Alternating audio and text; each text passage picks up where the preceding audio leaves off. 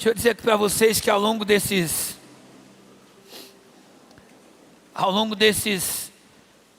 quase 14 anos pastoreando e 11 anos de pastor titular, a gente completa em julho, várias vezes o Senhor já mudou o script. A gente trazia uma palavra e o Senhor mudava e colocava outra. A gente pensava em que pregar e naquele dia virava só louvor, só adoração. Recentemente eu estava no Ceará e eu vi sendo mudado numa noite de quinta-feira. Isso já aconteceu muitas vezes aqui, porque a gente tem que dar liberdade para o Espírito Santo. Amém? Eu sei que você já foi muito tocado e tocada pela presença de Deus.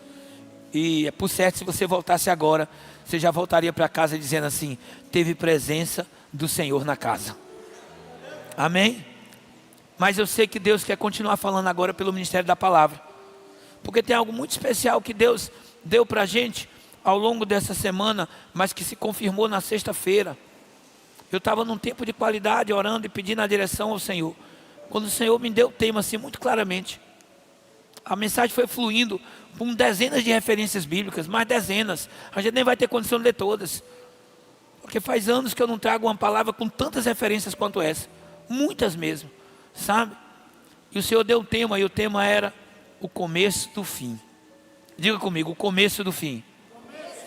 Está fraco, de novo. Começou a melhorar, não é? Bota o título aí, ó. Aí vai ficar mais fácil. 1, 2, 3. Amém.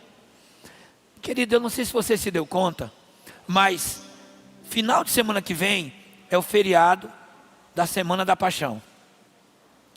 A sexta-feira que vem é a sexta da paixão. O domingo que vem é o domingo da ressurreição. E esse domingo agora, no universo cristão, é celebrado o domingo de Ramos.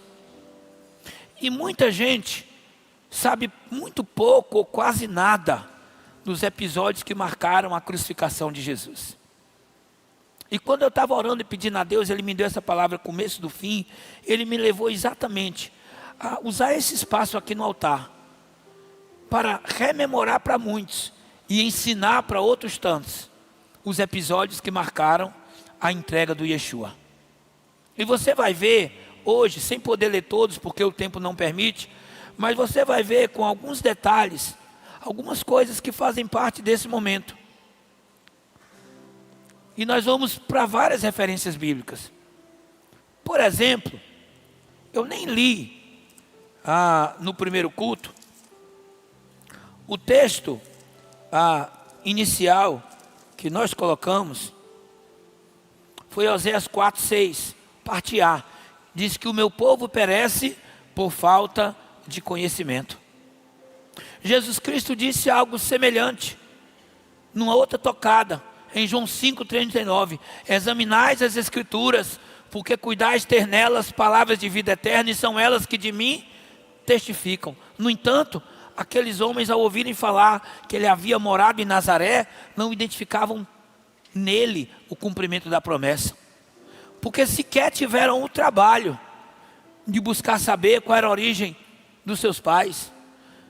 Sequer tiveram o trabalho de buscar identificar que no dia do nascimento ele estava cumprindo uma ordenança governamental de recenseamento em Belém, e a sua família estava em Belém, e o nascimento dele não foi em Nazaré, o nascimento dele foi em Belém, porque ele era belemita da tribo de Judá. Sabe, e o ministério de Cristo, ele vai cumprindo paulatinamente todas as palavras proféticas que diziam respeito ao envio do Messias, da promessa de Deus. Os episódios da crucificação de Jesus, eles trazem uma série de referências proféticas, todas elas se cumprindo a miúde. E a gente precisa conhecer um pouco mais disso para entender o grande finale. E por falar em grande finale, a gente sabe que tudo que é especial, tudo que é caro, costuma ficar focado no final. Por exemplo, as mulheres quando sonham com um casamento lindo, prepara por meses, às vezes por anos, para o dia da cerimônia, que para ela é um grande finale. Na verdade, a gente vai ver que ali é o começo de tudo. não é? Diante das pessoas é a festa, mas o casamento é o pós-festa. Por isso, é o começo que vai vir depois daquele final. Talvez alguém preparando um filme, não é? Começa a juntar as cenas para que segure todo o auditório, todo mundo que está ali na sessão de cinema, todo mundo que está numa televisão, segure para um momento especial no final, para que ninguém saia antes de concluir. A história da crucificação ela é citada nos 4 evangelhos, com uma peculiaridade. O evangelho de João, a partir do capítulo 11, e são 21, ou seja, metade do livro, ele está tratando da última semana. Ninguém tem tanta riqueza de detalhes quanto o evangelho de João, porque ele foca muito na última semana. E é o evangelho daquele que estava assim, ó, bem pertinho do Yeshua o tempo todo.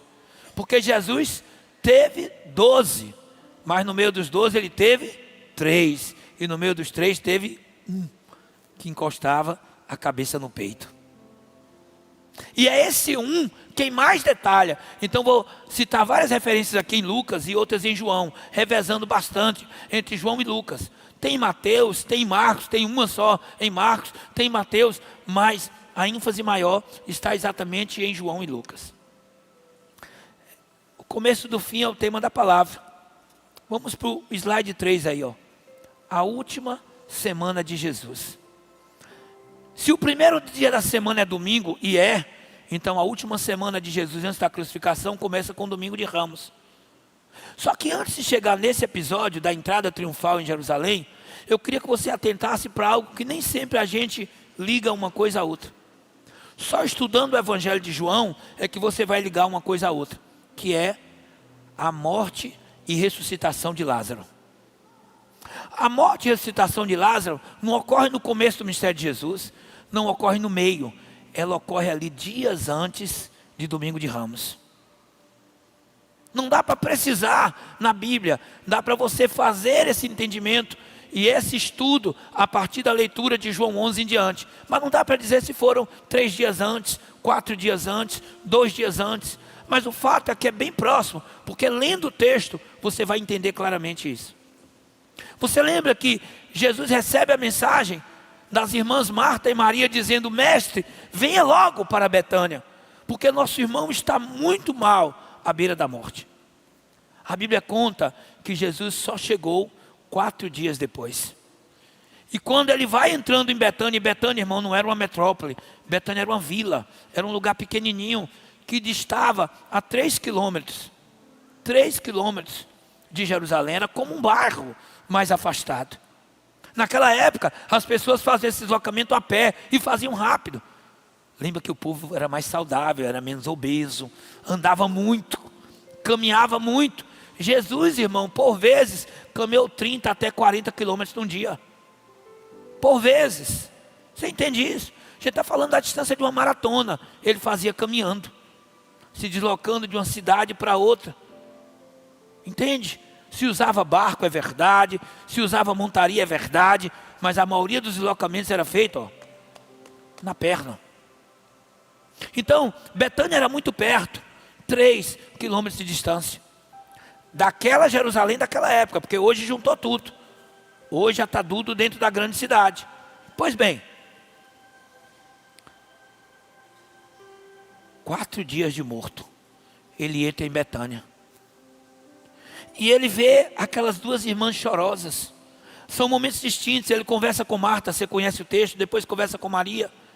Mas a Bíblia diz que quando chega perto do local onde estava sepultado o seu amigo do peito, Lázaro, a Bíblia diz que Jesus chorou. O Jesus chorar aí, queridos, no meu entendimento, não é um chorar pela morte de Lázaro, porque ele sabia que Lázaro ia ressuscitar. Era o chorar pela dor que suas 2 amigas tinham passado. A dor de ter sepultado o irmão. A dor, sabe, de ter visto que parecia que não tinha mais jeito. E elas já estavam há 4 dias passando pela dor do luto. E se você ler o texto, a Bíblia diz que Jesus amava Lázaro, Marta e Maria. E quando chega o momento específico, Jesus diz: tirai a pedra. E ele deixa claro que ele só chega naquele momento porque tinha um propósito maior: glorificar o Pai no Filho. O propósito maior era fazer algo que naquele ministério tão grandioso nunca havia acontecido. Jesus havia ressuscitado a menina de 12 anos, filha de Jairo, mas num contexto em que ela tinha acabado de morrer. Jesus tinha ressuscitado o filho da viúva de Naum, mas num contexto em que ele estava há horas morto e agora estava indo sepultar. Mas agora a gente fala de alguém que, diz o texto, já cheirava mal. 4 dias, já estava em putrefação. Cheirava mal. Irmão, nos dias de hoje a gente sabe, quando a gente vai para um velório, se não for sepultado no mesmo dia, ficar para o outro, tem que colocar formol, porque senão cheira mal. Isso é pó, é carne, e vai voltar para o pó. A palavra diz, é pó e para o pó vai voltar. Não tem jeito. Lázaro cheirava mal, mas Jesus, o autor da vida, chega e diz: tirai a pedra. E logo na sequência ele diz: Lázaro, vem para fora. E quando ele dá o comando, o céu libera o poder, e Lázaro vem para fora. O texto diz que Lázaro estava todo envolto em lenços. Eu fico imaginando que ele deu uns passinhos assim apertadinho, porque ele estava todo envolto. Ele não tinha condição de dar um passo grande. Eu fico imaginando, Maico, que quando Jesus diz assim: tirai os lenços,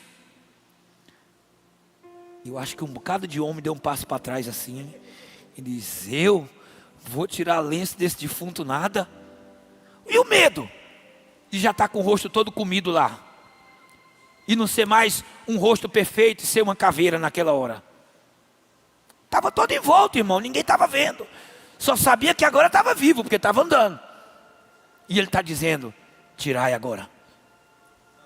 O autor da vida estava lá. O autor da vida estava lá. Só que o que me chama mais atenção nesse texto, e isso muitas vezes a gente não atenta, abra aí em João 11. Começa aqui a descrição dessa última semana. João 11. Depois que Jesus dá o comando e Lázaro ressuscita, do versículo 45 em diante diz assim, ó: muitos dos judeus que tinham vindo visitar Maria, crendo que Jesus havia feito, creram nele. Diga comigo: a ressuscitação de Lázaro produziu crença. A Bíblia diz que muitos a partir dali creram em Jesus. Amém? Lembre que ele estava dizendo ao Pai, ele ora ao Pai em voz alta, ele diz: é para que conheçam a Ti através de mim, e o Teu nome seja glorificado. Nunca foi para ele, foi sempre em obediência ao Pai. 46. Outros, porém, foram até os fariseus e lhes contaram o que Jesus havia feito. Então os principais sacerdotes e fariseus convocaram o sinédrio e disseram: o que estamos fazendo, uma vez que este homem opera muitos sinais? Se o deixarmos assim, todos crerão nele.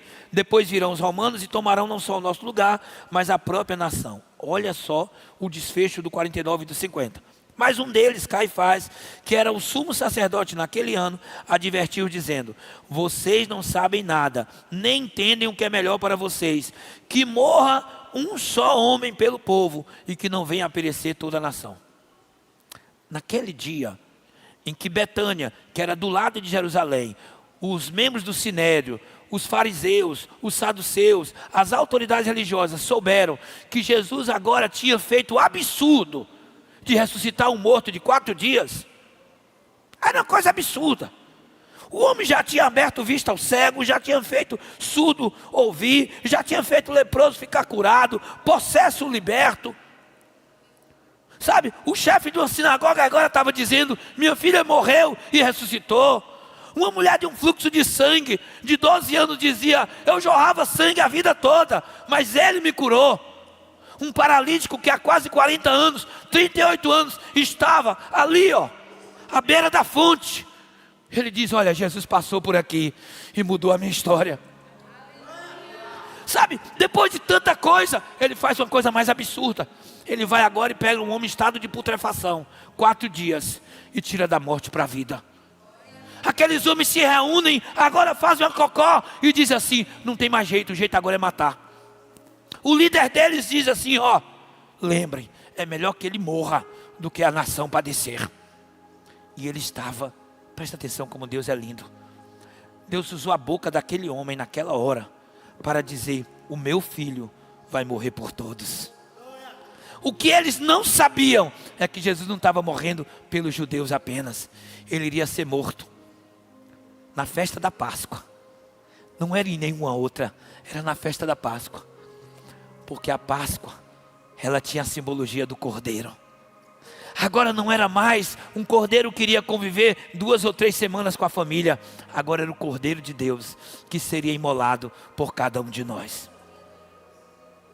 Então, queridos, a ressuscitação de Lázaro, ela gera a ira dos homens contra Jesus e contra Lázaro. O texto vai dizer mais adiante que fizeram um cocó para matar Lázaro também. Porque enquanto Lázaro estava vivo, todo mundo ia lembrar: o homem tem tanto poder que até morto de 4 dias ressuscita. Onde Lázaro passava, era uma evidência inconteste. Porque as pessoas, muitos de Betânia e de Jerusalém, tinham ido para o sepultamento. Muitos tinham, consolado Marta e Maria, ou tentado consolar. Carpideiras estiveram lá chorando. Todo mundo sabia. No entanto, Lázaro agora estava vivo. Depois da ressurreição de Lázaro, queridos, a Bíblia deixa claro, Jesus ele está ali nos arredores. Alguns dias depois, não sei se 2 dias, 3 dias, mas chega, faltando 6 dias para o dia da morte, Jesus é ungido na casa de Lázaro. Desta vez por Maria. Então está aí o próximo slide, João 12. 6 dias antes da Páscoa, verso 1, Jesus foi para Betânia. Aonde é que ele estava? Diga: Jesus estava em Betânia. Irmão, Betânia é casa de amizade. Betânia é casa de milagre. Betânia é casa de fartura. Tudo isso está simbolizado na Bíblia quando o nome é Betânia. Amém? Amizade, milagres e fartura. Tudo isso está lá. Então Jesus foi para Betânia, onde estava Lázaro, a quem ele tinha ressuscitado dentre os mortos. Deixa eu parar aqui para você pensar o seguinte: se Jesus tinha dias antes, 2, 3, 4 dias, tinha ressuscitado, como é que estava o coração de Marta e Maria quanto a Jesus, que já era um amigo íntimo? Estava como, Michael? Estava alegre demais, estava rasgado de gratidão. Sabe, havia uma gratidão no peito daquelas 2 irmãs que não dava para conter. Uma delas conseguiu expressar. Uma delas, diz o texto, pega um frasco de nardo puro, e é Maria. E ela se ajoelha aos pés de Jesus, diz João. E ela despeja aquele nardo puro.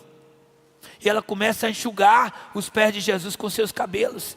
Ela faz uma adoração tão linda que até hoje a gente faz menção a esse momento. Alguém chega na hora e diz: isso é um desperdício, não faz isso. Olha a resposta de Jesus. Mas eu vou ler o 2 e o 3. Prepararam-lhe ali uma ceia, e na casa de amizade tem ceia para Jesus. Sabe? Marta servia e Lázaro era um dos que estavam à mesa com Jesus.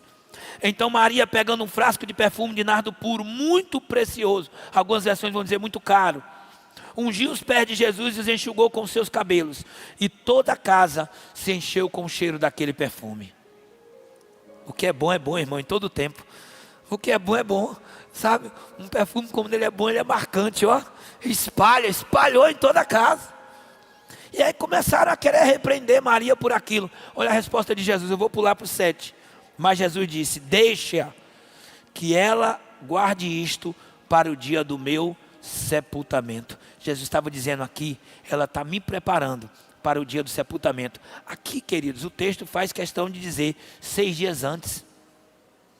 Estava chegando o dia do sepultamento. Amém? Aí, a gente entra agora na cena do domingo de Ramos. O primeiro dia da semana. Jesus entra em Jerusalém. E para que se cumprisse tudo o que estava relatado pelos profetas, a Bíblia diz que ele mandou seus discípulos adiante, e eles vão na propriedade tal, e tragam um jumentinho, um filho de jumenta que nunca foi montado por ninguém, tragam para mim. E quando vocês encontrarem o dono da propriedade, digam: o mestre mandou pedir o jumentinho. E depois ele vai devolver. E assim aconteceu. Eles vão lá, vão pegar o jumentinho, encontra o dono, conversa com o dono libera, entrega o jumentinho. Jesus senta no jumentinho e começa então a fazer o percurso para a entrada de Jerusalém.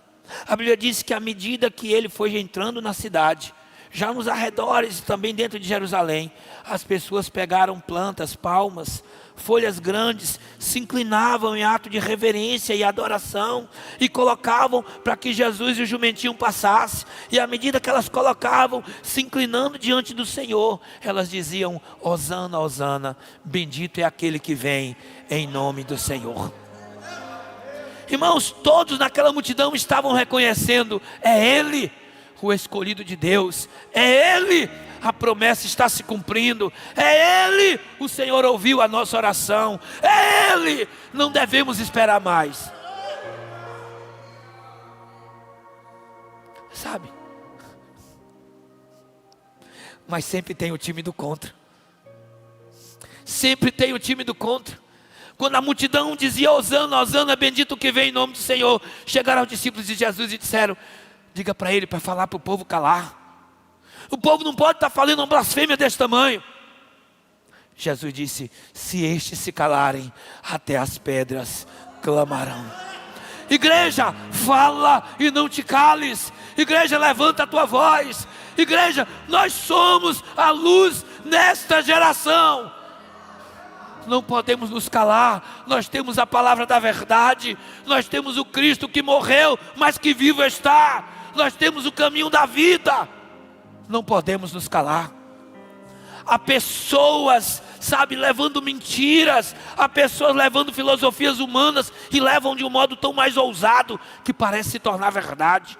Alguém já disse que uma mentira contada dezenas, centenas de vezes acaba se tornando a verdade. Nós temos a verdade e às vezes nos calamos.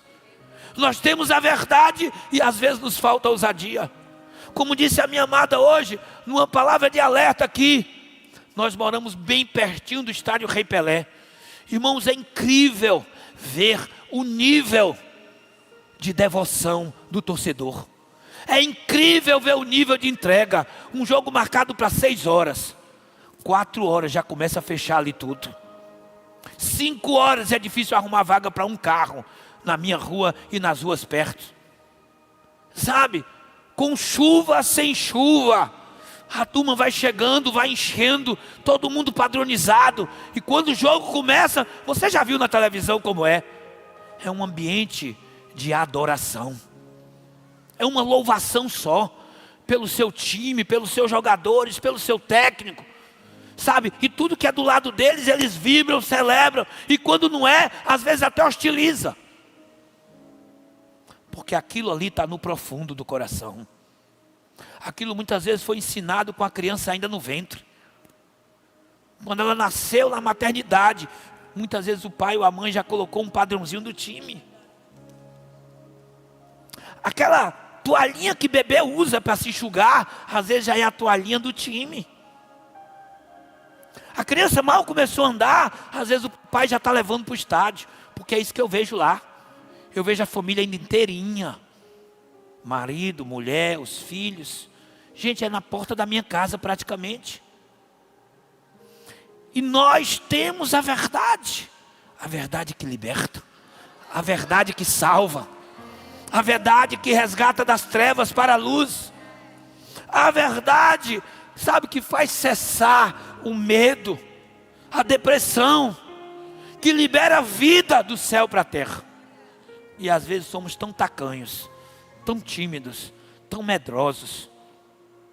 Lembre agora de Paulo dizendo para o seu filho na fé, Timóteo: Timóteo, meu filho, lembra que a unção que recebeste por imposição de mãos foi unção de coragem, de ousadia e de moderação. Ousadia, coragem, são marcas de quem é povo de Deus. Fala e não te cales, porque se nós nos calarmos, disse Jesus, até as pedras clamarão. Sabe, queridos, eu vou dar um salto aqui para quinta-feira. Nesse salto, eu quero dizer algo que não está claro no Evangelho de João. Mas quando a gente estuda todos os Evangelhos, a mim me parece que quando Jesus entra com toda a autoridade, ele é aclamado rei, ele é aclamado filho de Deus vivo ali com Hosana, Hosana. Quando ele entra, e isso não está claro literalmente, se a gente fizer um estudo no original, vai ficar mais evidenciado. Mas o que eu entendo é que exatamente nesse momento ele vai para a purificação do templo. Ele está com todo o respaldo da multidão do lado dele. E nessa hora, ele vê o comércio que está sendo feito no pátio do templo. Ele vira as mesas dos cambistas. Ele causa prejuízo para comerciantes. E pasmem, para muitos religiosos do templo. Por quê? Porque o animal de sacrifício era vendido por 3 até 4 vezes mais do que o valor de comércio. As pessoas que vinham do interior da nação, dos lugares distantes, que era difícil, dispendioso, trazer a sua oferta, o seu animal de sacrifício, compravam lá no pátio do templo. Só que se eu colocar valores de hoje, imagine só, não é? Que uma ovelhinha pudesse custar, vamos supor, R$500. E alguém estava comprando lá como oferta de sacrifício por R$1.500, por R$2.000, 300%, 400%. Alguém queria oferecer um novilho em sacrifício a Deus e pagava 300%, 400% a mais. Então quando Jesus levanta as mesas, joga a mercadoria no chão e diz: acabou, vocês não podem fazer da casa do meu pai, que é casa de oração, num covil de ladrões. Sabe por que a palavra já estava liberada sobre esse momento? O zelo pela casa o consumirá. Irmão, vem comigo aqui. Presta atenção, talvez você nunca tenha juntado essas duas coisas.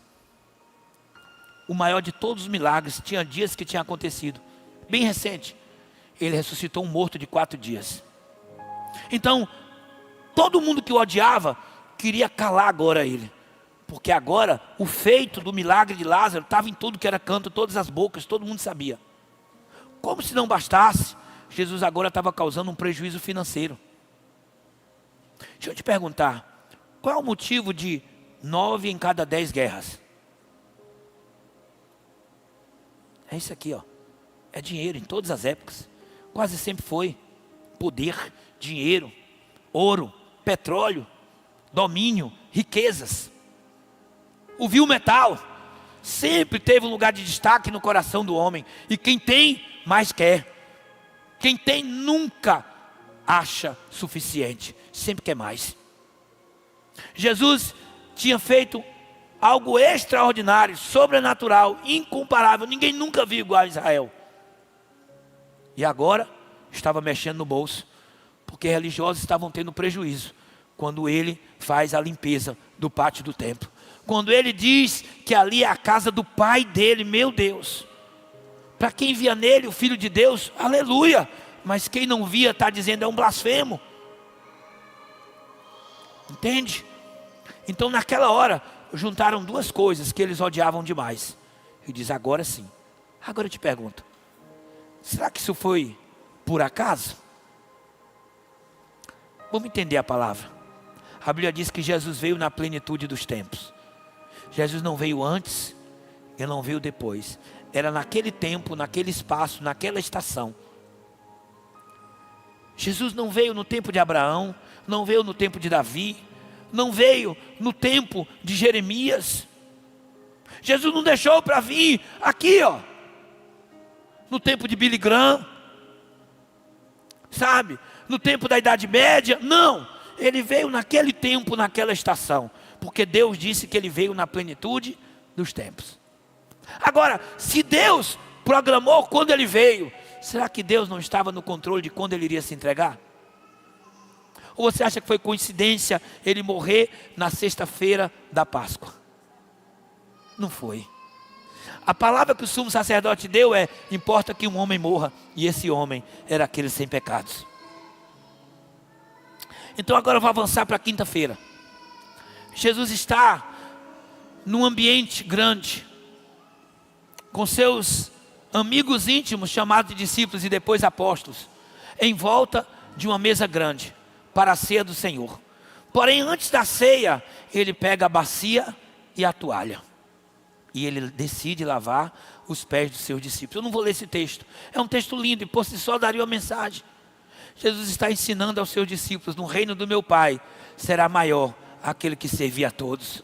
Jesus está ensinando a lição da humildade na prática e não no discurso. Jesus está dizendo que o reino do Pai é um reino de amor e de serviço, e não de ser servido. Irmão, cuidado, porque senão às vezes você está só sentadinho esperando ser servido, enquanto o Senhor está ensinando que o verdadeiro evangelho é aquele em que nós nos colocamos para servir. O verdadeiro evangelho é aquele em que você pega as suas mãos e diz para Deus: Senhor, eis-me aqui. Você pega o seu coração e diz para Deus: Senhor, eis-me aqui. E ele faz isso. Pedrão é uma figura, né? Você vai pegar esse texto, quando Jesus pega a água e a bacia, vai lavar o pé de Pedrão. Pedrão diz: epa, eu não, Senhor. O Senhor é o mestre, como é que o Senhor vai lavar meus pés? Jesus olha para ele bem sério e diz: Pedro, se eu não te lavar, tu não tens parte comigo. Aí Pedro disse: ah, Senhor, então me lava por inteiro. O bicho era uma figura, viu? Impetuoso era ele. Me lava por inteiro. Jesus disse: não precisa, Pedro, vocês já estão limpos pela palavra.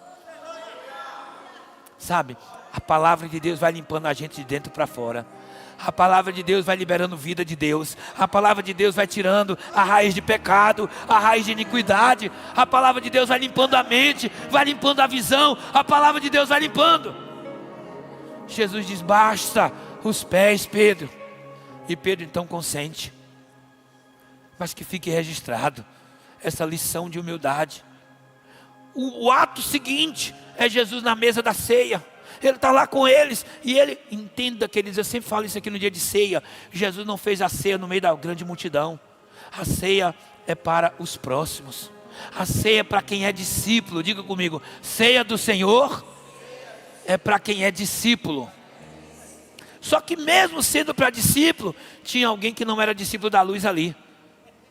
E ele está na hora da ceia. O texto de João faz questão de dizer que ele estava na hora que lavou os pés.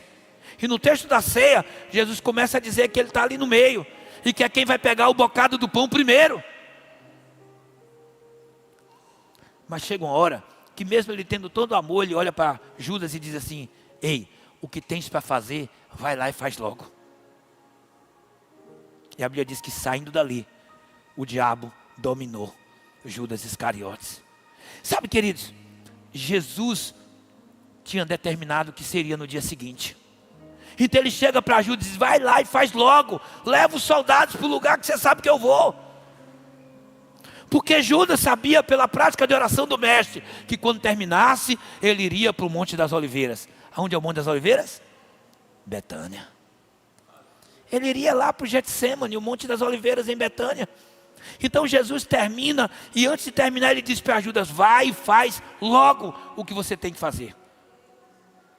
Judas vai lá e diz: olha, eu sei para onde ele está indo. Se vocês querem pegá-lo, a hora é agora. Jesus então sai dali para o Monte das Oliveiras. E lá tem uma das cenas mais fortes do processo de crucificação. Lá tem um momento que Lucas, que era médico de formação, registra da seguinte maneira. Deixa eu ver aqui. Eu pulei aqui, Pedro é avisado, tá bom? Deixa lá esse pulo. Depois eu volto. Lucas 22. Eu preciso ler esse texto é lindo demais. Lucas 22, versículos de número 39 ao 44. Passa para o próximo slide. Deixa aí no outro. No próximo slide. Jesus vai orar no Getsêmani. Ok? Isso. Deixa nesse texto. Depois a gente volta para aquele. Então, Lucas 22, verso 39. E saindo Jesus foi como de costume. Lembra? Como de costume. Por isso ele está dizendo para Judas: vai, faz logo. Judas sabia para onde ele ia. Como de costume, para o Monte das Oliveiras, e os discípulos o acompanharam. Chegando ao lugar escolhido, Jesus lhe disse: orem para que vocês não caiam em tentação. Ele por sua vez se afastou um pouco e de joelhos orava dizendo: Pai, se queres, afasta de mim esse cálice, contudo não se faça a minha vontade, e sim a tua. Então lhe apareceu um anjo do céu que o confortava, e estando em agonia, ele orava mais intensamente, e aconteceu que o suor dele se tornou como gotas de sangue caindo sobre a terra. Hematidrose, um fenômeno da natureza humana, raríssimo de acontecer. Segundo a medicina, um caso em 1 milhão, e nunca com essa intensidade. Um caso em 1 milhão de sair uma gota de sangue da pele, talvez 2 ou 3. Mas a Bíblia diz que todo o seu suor se transformou em gotas de sangue que regavam a terra. Era o peso do meio do teu pecado. Era saber que ele, que por toda a eternidade esteve com o Pai, para ele ser crucificado, o Pai ia ter que fechar os olhos. Sabe, o cenário da crucificação é doloroso demais, mas às vezes a gente olha só numa ótica humana e a gente só pensa da dor do corpo. A dor que mais massacrou Jesus foi a da alma.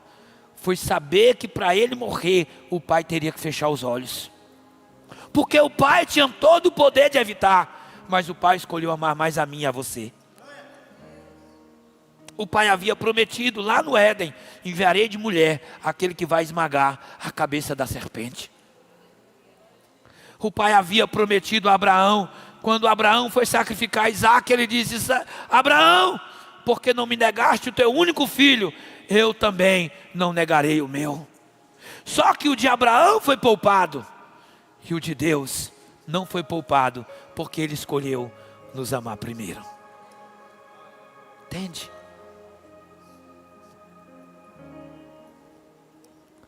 Queridos, no Getsemane ele sentiu grande agonia. Jesus chega a dizer: Pai, meu Pai, se for possível, passa. Irmão, você não vê a resposta da Bíblia.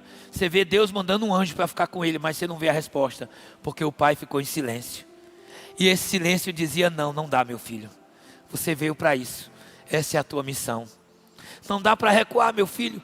Eu queria muito te concordar e você recuar, mas não dá, porque é o único jeito de haver um resgate dessa humanidade que eu escolhi amar desde antes da fundação do mundo. Entende isso? Entende o tamanho dessa história, desse amor? É por isso que quando a palavra descreve o amor de Deus, ela não consegue descrever o tamanho. Nem Deus descreve o tamanho do seu amor, porque ele diz: porque Deus amou o mundo de tal maneira. Irmão, de tal maneira é aquilo que não dá para descrever. A Bíblia não diz que Deus amou o mundo de maneira gigante, não, não é. De maneira hiper gigante, não é. De maneira igual amor de mãe, não, não é. É de tal maneira. É de uma maneira que não se descreve em português, em inglês, em hebraico, em lugar nenhum, em grego. Não dá. É de uma maneira que não tem referência na terra, está só no céu. Entende? Mas ele em tudo escolheu obedecer. Ele estava aflito, ele estava em agonia, mas ele disse: que seja feita a vontade do meu Pai. Deixa eu voltar aqui um pouquinho. Lucas 22, verso 31, volta para o slide anterior. Isso, Pedro é avisado. A gente lembra muito, queridos, mas eu quero frisar algo. A gente lembra muito de Pedro dizendo: não, mestre, eu estou pronto para o que der e vier. Se for para prisão eu vou ser preso, se for para dar minha vida eu dou minha vida. Só que a gente esquece do diálogo de Jesus antes, e eu quero frisar com você agora. Lucas 22, 31. Simão, Simão, eis que Satanás pediu para peneirar vocês como trigo. Eu, porém, orei por você, para que a sua fé não desfaleça. Presta atenção no que vem agora. E você, quando voltar para mim, fortaleça os seus irmãos. Queridos, Jesus era 100% homem, mas também era 100% Deus. E por ser 100% Deus, ele sabia que estava faltando horas para a sua crucificação. Não era dias, mas não eram horas. Por ser 100% Deus, ele sabia que no amanhã Pedro iria se afastar. Mas ele iria ser o instrumento do Pai que iria resgatar Pedro. Por isso ele diz nesse versículo: quando tu voltares, só volta quem saiu, irmão. Quando Pedro lá em João 21 está indo pescar e leva mais 6 com ele, ele está se afastando da presença. Ele está fugindo da missão. Ele está abandonando o chamado. Mas é ali em João 21, último capítulo desse evangelho, que a graça do Senhor aparece na vida dele mais uma vez. É ali que ele é restaurado e amado. É ali que ele é curado e comissionado para dizer: Pedro, cuida dos meus cordeirinhos. Apacenta, filho. Sabe? O texto continua dizendo: porém Pedro respondeu: estou pronto para ir com o Senhor, tanto para a prisão como para a morte. Mas Jesus lhe disse: eu lhe digo, Pedro, que hoje, antes que o galo cante, você negará 3 vezes que me conhece. A pergunta é: isso aconteceu? Sim. Eu fico imaginando Pedro nunca viu Jesus abrir a boca para não cumprir. Nunca. Agora Jesus olha na bolota dos olhos dele e diz: olha, antes que o galo cante, você me negará 3 vezes.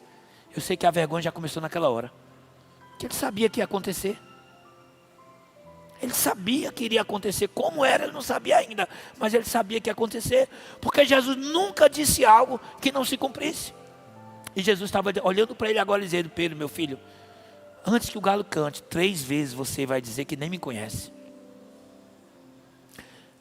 Querido, preste atenção numa coisa. Até aquele momento, tudo que Pedro tinha era a força do homem. Até aquele momento, tudo que ele tinha era a vontade humana de dizer: Jesus, eu sou teu soldado. Jesus, eu estou do teu lado. Eu não abro um trem. Irmão, ele não estava falando isso da boca para fora. Era a vontade dele. Humanamente, era o que ele estava dizendo que ia fazer mesmo. Só que quando chegou a hora, a humanidade de Pedro despencou. Porque tem coisas que você nunca vai fazer por você mesmo. Tem coisas que você só vai conseguir realizar se for o Espírito do Senhor te conduzindo. Aquilo que é divino, o homem não faz.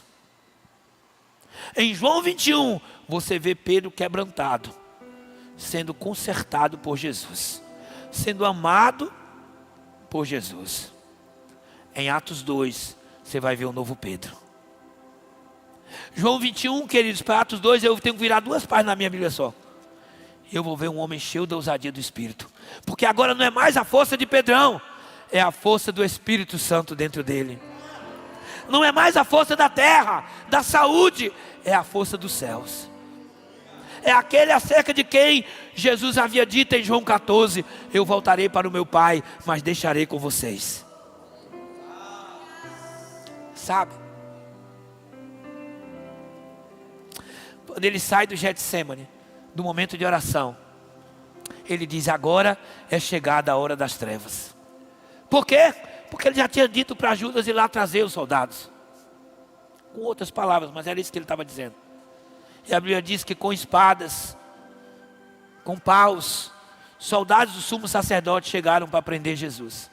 E Jesus, eu nunca canso de dizer isso, ele era um homem tão simples e tão comum, que foi preciso o beijo da traição para saber que era ele.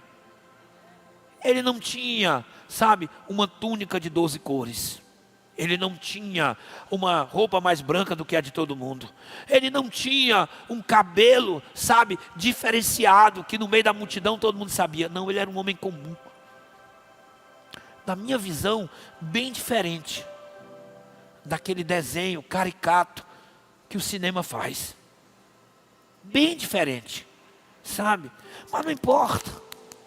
O que importa é que ele veio e escolheu nos amar. E naquele momento, ele recebe o beijo da traição e ele olha para Judas e diz: com um beijo, tu traz o filho do homem? E o cenário continua. E aqui eu vou dar uma acelerada, queridos. Bota aí para a gente a sequência dos fatos. Nesse aqui eu não botei nem os textos, só a sequência dos fatos. Ali acontece, lá no Getsemane mesmo, no Monte das Oliveiras, acontece a prisão com os soldados. Depois, a condução para os líderes religiosos. A Bíblia diz que ele foi levado para a casa do sumo sacerdote. Ali o sinédrio se reúne, sem provas, pagando testemunhas de maneira fraudulenta, para forjar provas contra o Filho de Deus. Eles não tinham poder para condenar à morte, dependiam de Roma. Então dali, depois de humilhar, diz o texto, depois de bofetear, depois de cuspir na face dele, ali eles mandam para Pilatos. Pilatos faz um levantamento sumário e vê que não tem mal nenhum naquele homem. E aqui eu abro um parêntese. A Bíblia diz que naquela noite, a mulher de Pilatos teve um sonho. E ela levanta muito angustiada. E ela chega para Pilatos e diz: não toca nesse homem, porque ele é justo. Ele é justo. Então Pilatos, apreensivo, fica sem saber o que fazer. Ele diz: bom, eu vou mandar bomba para Herodes. Manda para Herodes. Herodes avalia, escuta. Jesus nem se defende. Para que se cumprisse o de Isaías 53, como ovelha muda, foi levada ao matadouro, e dele não fizemos caso algum. Herodes vê que não tem nada contra aquele homem, então manda de volta para Pilatos. Pilatos agora está numa sinuca de bico. Pilatos é um homem orgulhoso, uma autoridade, ele quer estar bem com a multidão. Ele está lembrando do que a esposa falou, mas ele quer estar bem com a multidão. Era a sua liderança, era seu governo. E ele tem lá o líder dos religiosos da época, o sumo sacerdote, dizendo: mata esse homem, crucifica esse homem. Ele disse: agora o que fazer? Ele tem uma ideia: já sei, vou livrar minha cara e vou livrar ele. Vou pegar o pior dos bandidos que a gente tem no cárcere. Pega Barrabás. A Bíblia diz que era um assassino quanto mais. Pega Barrabás, um homem conhecido da sociedade, um criminoso quanto mais. Bota Barrabás diante da multidão, bota Jesus de um lado, Barrabás do outro, e diz: é véspera da festa da Páscoa, é meu costume soltar alguém do cárcere. Quem deve ser solto hoje? Barrabás, esse assassino que vocês conhecem, ou Jesus de Nazaré? E a multidão diz: solte Barrabás, solte Barrabás. Ele, sem entender, pergunta mais uma vez: e Jesus de Nazaré, o que eu devo fazer? E a multidão, induzida pelo sumo sacerdote e demais religiosos, diz: crucifica-o, crucifica-o, crucifica-o. Sabe, tem um ditado popular que diz: vox populi, vox dei. A voz do povo é a voz de Deus. Cuidado com a voz das multidões. Muitas e muitas vezes a multidão está cega. Muitas e muitas vezes a multidão está corrompida, está paga, está comprometida. Muitas e muitas vezes a multidão está andando errante, sem Cristo e sem salvação. Naquele dia não foi diferente. É claro que o céu permitiu. Eu quero lembrar você que Jesus não é morto, ele se entrega para a morte. É diferente. Ele sabia tudo o que ia acontecer e ele se entrega. Aliás, na continuidade do Evangelho de João, ele diz: ninguém toma a minha vida, eu a dou para retornar a tomar depois. Ele fala isso antes da morte. Ele diz: eu vou dar por amor aos meus amigos, e depois eu a retomarei. Ele está falando que vai ressuscitar. Só que a ressurreição não tinha acontecido ainda, então ninguém entendia. Mas ele já estava dizendo isso antes: ninguém toma, eu é que estou dando. Ele diz: ninguém tem amor maior do que aquele que dá a vida em favor dos seus amigos. Sabe, queridos, quando chega nesse momento aqui, Jesus recebe o veredito da sentença de morte e morte de cruz.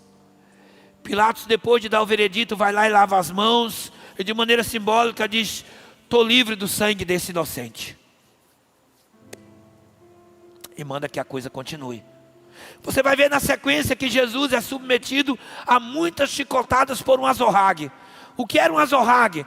Era um chicote de couro que nas pontas haviam pedaços de ossos e chumbo. E cada vez que aquele azorrague por um soldado era batido com violência, aonde ele batia, ele rasgava e rasgava fundo. Nas costas, no peito, nas pernas, nos braços, no pescoço. Jesus é levado para o momento seguinte com o seu corpo completamente sangrando. E qual é o momento seguinte? É o momento de colocação da coroa de espinhos. A Bíblia diz que foi tecido uma coroa com longos espinhos. E a gente pode pensar: uma coroa de espinhos, quem vai colocar vai se machucar. Não, quem colocou, colocou na cabeça dele. Pegou um pedaço de madeira. A Bíblia diz uma cana. Uma cana é um pedaço de madeira. Pegou um pedaço de madeira e bateu contra a cabeça dele, para que os espinhos pudessem entrar na sua cabeça. Deixa eu perguntar aqui uma coisa: quem aqui já sentiu enxaqueca? Levanta a mão. Pode baixar, é uma boa parte do auditório. Dói, irmãos? Muitas vezes é incapacitante, não é? Você não consegue fazer o que tinha para fazer depois. Agora imagina alguém que já estava com o corpo todo esfolado. Agora, a sua cabeça, num só instante, foi toda ela perfurada. A dor, não dá nem para chamar de dor de cabeça ou de enxaqueca. O tamanho da dor que ele sentiu, e ele estava vivo ainda. A maioria de nós já teria desmaiado muito antes. A maioria de nós não teria resistido muito antes disso. Mas ele ainda está de pé. Ele é escarnecido, ele é zombado. E o próximo estágio agora é ter que levantar e carregar o madeiro. Irmãos, o madeiro foi levado para o Gólgota. O Gólgota ficava uns 700 metros da saída de Jerusalém. Ele tinha que sair da cidade e ainda subir um monte pequeno. O lugar chamado Caveira, o Gólgota. E ele teve que levar o símbolo da sua morte. Por amor a mim e a você. Ah, não para por aí, pastor. Para não. Quando chegou a hora de crucificar, Jesus não foi crucificado como os outros malfeitores. Todo condenado em Roma, ele era amarrado nos pulsos, no madeiro. Jesus, além de amarrado, ele foi cravejado. Pregos grandes furaram as suas mãos. Vazaram as mãos e depois vazaram a madeira para que do outro lado as pontas fossem viradas. Primeiro numa mão e depois na outra. Como se não bastasse, os seus 2 pés foram colocados juntos. E ele então teve os seus pés perfurados por um prego ainda maior. Detalhe, não havia nenhum tipo de anestesia. Nenhum tipo de substância ele ingeriu que aliviasse ou amenizasse a sua dor. Quando lhe deram vinagre embebido, ele não quis. Porque tudo o que ele passou foi real. Foi verdadeiro. Foi com propósito. Ele agora está completamente crucificado.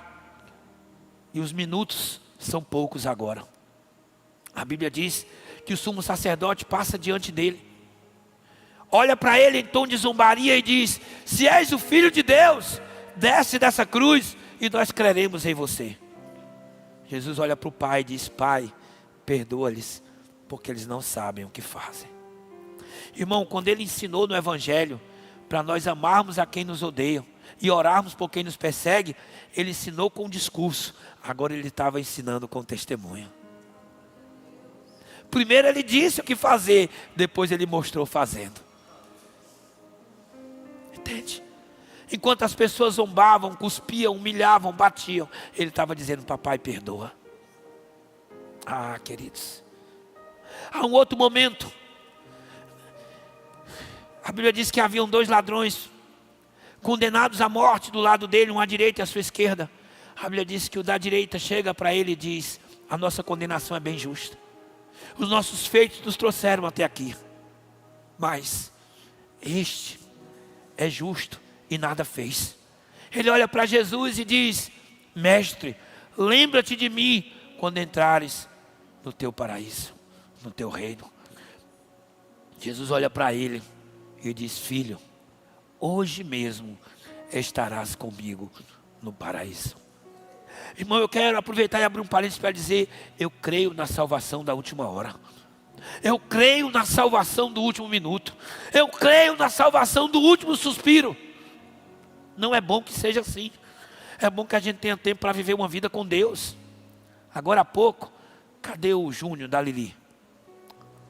Eu estava ali com o Júnior conversando, porque ele dizendo que exatamente hoje ele está completando 39 anos de conversão. Entregou a vida para Jesus, era um menino de quase 10 anos. E agora está com quase 49. E há 39 anos atrás, eu disse para ele: Júnior, quarta-feira, eu, minha mãe e minha irmã estaremos completando 47 anos em que dissemos sim para Jesus. E eu posso até me arrepender de alguns passos que dei na vida, mas nunca me arrependerei de um dia ter entregue a minha vida para servir a Ele. Louvado seja Deus por aqueles que, assim como eu, entregaram a vida para Jesus na infância, na adolescência, na juventude. Mas talvez você já entregou mais maduro, e glória a Deus porque você entregou. Mas deixa eu te dizer, quando tiver alguém que você ama e que ainda não fez essa entrega, enquanto ele ou ela estiver respirando, há esperança. Enquanto houver vida, diz a palavra, há esperança. Então prega, fala e não te cales. Eu já vi várias vezes decisão tomada, sabe, no último dia. No último dia. Nós temos uma irmã que dessa igreja, da intercessão, que ela teve um marido que várias vezes veio nessa igreja e fez decisão, depois reconciliação, mas ele caía, ele se envolvia com a bebida, era um ébrio quanto mais, sabe? E quando ele começou a ficar bem ruim, um dia, num sábado, de culto matinal, ela gosta de vir para o matinal dia de sábado, ela chegou para mim e disse: pastor, ele está bem mal. Eu digo: ele está consciente? Está. Ô pastor, o senhor pode fazer uma visita a ele? Eu digo: posso, filha. Eu disse: olha, eu vou hoje ainda. E marquei para ir lá, naquela tarde de sábado. E eu cheguei lá, ele estava todo inchado. estava em casa. Naquela semana tinha dado várias entradas na UPA, mas voltava no mesmo dia. Estava muito inchado, totalmente consciente. Eu disse para ele: você conhece a verdade. Você sabe que há só um caminho para a eternidade, esse caminho é Jesus. E você sabe, meu irmão, que a eternidade existe. Faz a tua aliança hoje. Renova a tua aliança hoje. E naquele dia, ele falou como nunca tinha falado antes. Sabe? Ele falou com um nível de quebrantamento novo. E por vezes, eu me lembro que uma vez eu fui, ele estava no Veredas. Moído, parecia que estava perto de morrer. Reconciliou lá, mas quando voltou para as amizades, voltou para a bebida. E naquele dia, eu disse para ele: olha, deixa eu te falar. Jesus quer muito mais você na eternidade, com Ele, do que você aqui na terra, afastado dEle. E se essa decisão que você tomou agora, ela não puder persistir com você aqui, Ele te leva. Ele arregalou os olhos assim para mim, mas eram olhos de amor, de quem estava falando a verdade. Ele havia tomado a decisão e eu senti que aquela decisão naquela hora era verdadeira. Eu saí da casa dele. No dia seguinte ele foi internado. E na segunda ou na terça ele partiu. Mas partiu com Jesus. E aquela mulher conta isso com grande vitória em Deus. Eu quero dizer para você: Jesus não cumpriu nada pela metade. Depois que ele libera uma palavra de salvação para o ladrão na cruz, ele agora olha para o Pai. E eu quero frisar a maior de todas as dores. Ele diz: Eloi, Eloi, lama sabachthani. Deus meu, por que me desamparaste? Eu já falei sobre isso há pouco. Deus tinha o poder de evitar. Em um dos momentos, conversando com o seu discípulo, ele disse: se eu quisesse, eu oraria a meu Pai e ele mandaria legiões de anjos. Mas ele não queria, porque era mais importante para ele obedecer o Pai.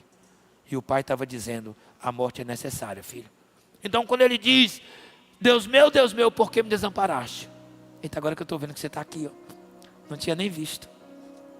Não foi, irmã Neide? Foi sobre ela que eu falei agora. Essa guerreira de Deus. Eu quero dizer para você, querido, que o Pai precisou fechar os olhos. Porque qual pai vai pegar o melhor filho e entregar pelo perdido? Vai pegar o sem pecado, sem defeito, que honra, que é presente, que é amigo, e entregar por quem não merece, porque muitas vezes nem reconhece, não está nem aí. Mas foi isso que o Pai eterno fez. O justo pelos pecadores, o são pelos enfermos. A penúltima palavra dele é olhando para o Pai dizendo: tetelestai. Ele está dizendo: toda a missão que o Senhor me deu está completa, está consumada. Tudo que o Senhor me mandou fazer, Pai, eu fiz. Tudo que o Senhor me ordenou, eu cumpri. Eu vim para essa missão e a missão se completa agora, meu Pai. Mas Jesus, que era 100% humano, também era 100% Deus. E ele sabia que a sua morte poderia criar para o inferno um aparente triunfo. Um aparente. Então, o que ele diz como última frase? A última. Antes de dar o espirro. Antes de expirar. Ele olha para o alto e diz: Pai, nas tuas mãos eu entrego o meu espírito. E diz a Bíblia que tendo dito isso, ele expirou. Eu quero dizer para você que quando Jesus diz: Pai, nas tuas mãos eu entrego o meu espírito, ele está dizendo: até depois de morto, diabo, eu não tenho nenhuma parte em ti e você não tem nenhuma parte em mim. Você não toca em mim, nem depois de morto. Sabe, em certo momento nos evangelhos Jesus diz: não tem nada dele em mim. E ele estava falando de Satanás. O momento em que Jesus entrega o Espírito ao Pai, é possível que o inferno tenha achado que triunfou naquela hora. Mas a Bíblia conta pelo ministério do apóstolo Paulo, que estando morto, ele ressuscita. E vai até as profundezas. E ele pega a chave da morte e do inferno. Diga comigo: meu Jesus venceu a morte. Porque na manhã de domingo, no primeiro dia da semana, nas primeiras horas, o anjo declarou: aquele a quem vocês procuram não está mais aqui, ele já ressuscitou. Aleluia, aplaude a esse nome, igreja.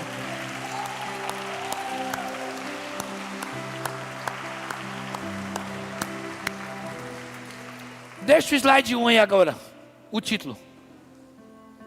Sabe, queridos, o começo do fim foi o tema que Deus me deu para essa palavra.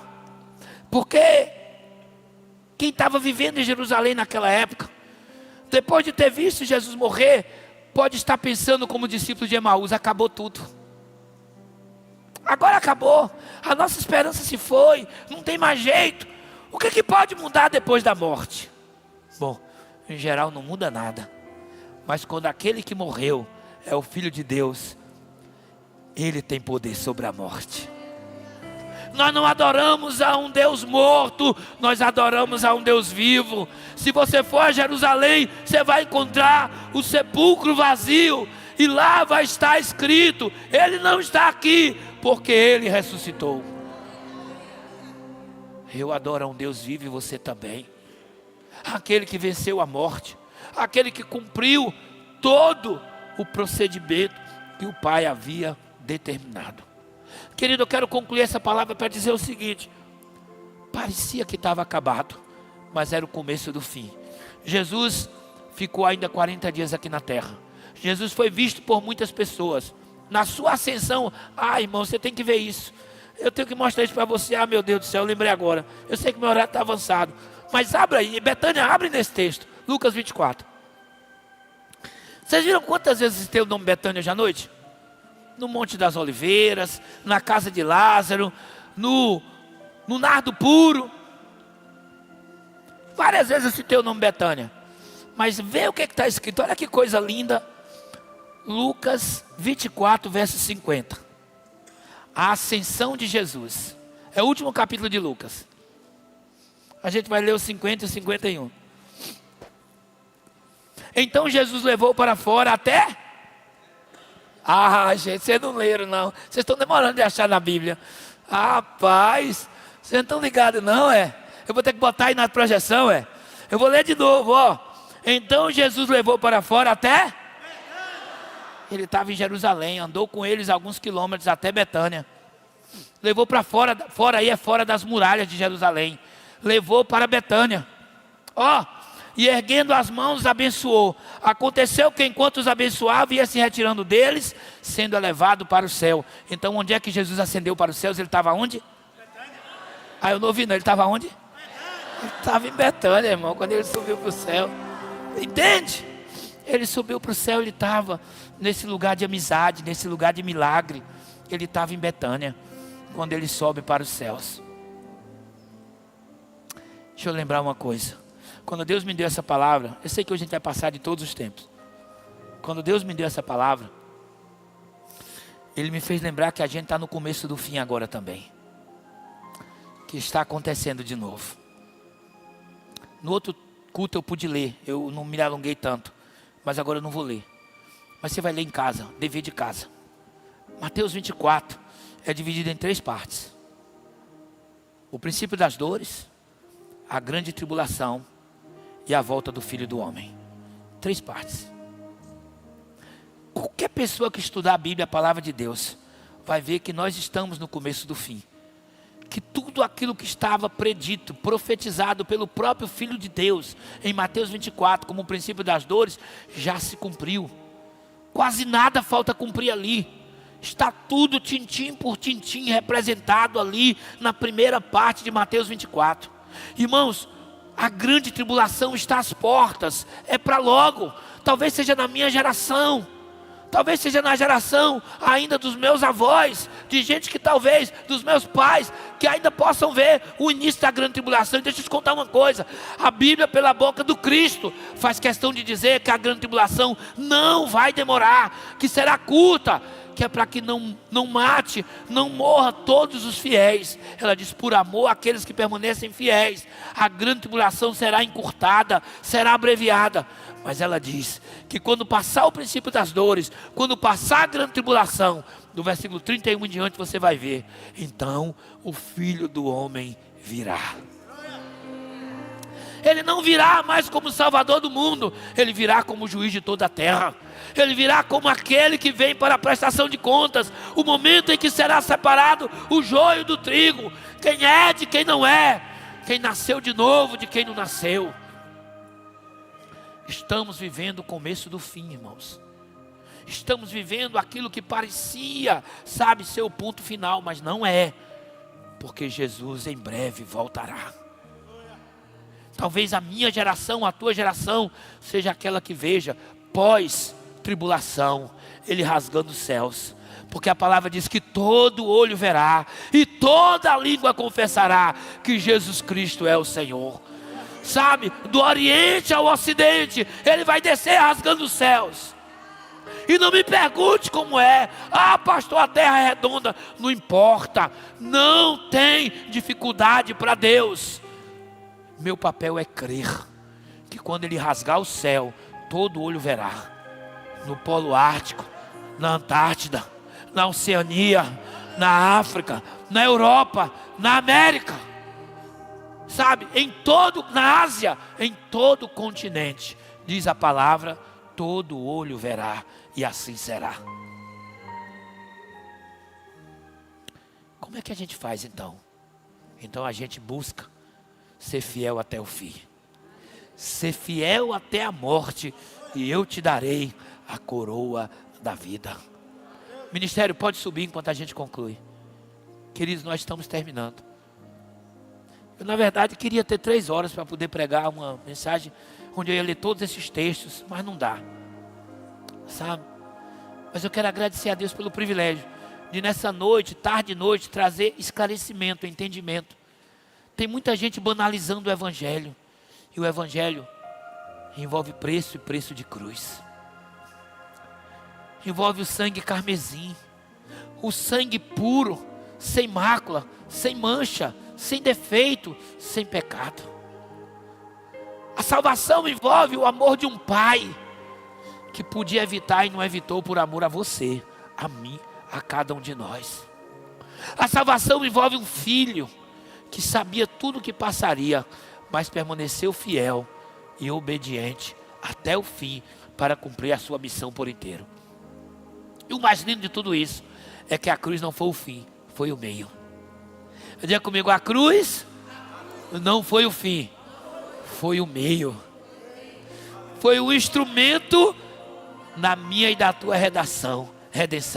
Pela cruz do Cordeiro de Deus, o sangue foi derramado e o meu pecado expiado. Pela cruz, o sangue do Cordeiro de Deus foi derramado e o teu pecado foi remido. Hoje Ele nos convida a participar com Ele da igreja viva, daquela que Ele comprou por alto preço, daquela que Ele resgatou das trevas para a maravilhosa luz, como está lá nas cartas paulinas. E somente quem entende que esse foi um sacrifício de obediência e amor. Vamos ficar em pé e dar um aplauso para o Senhor.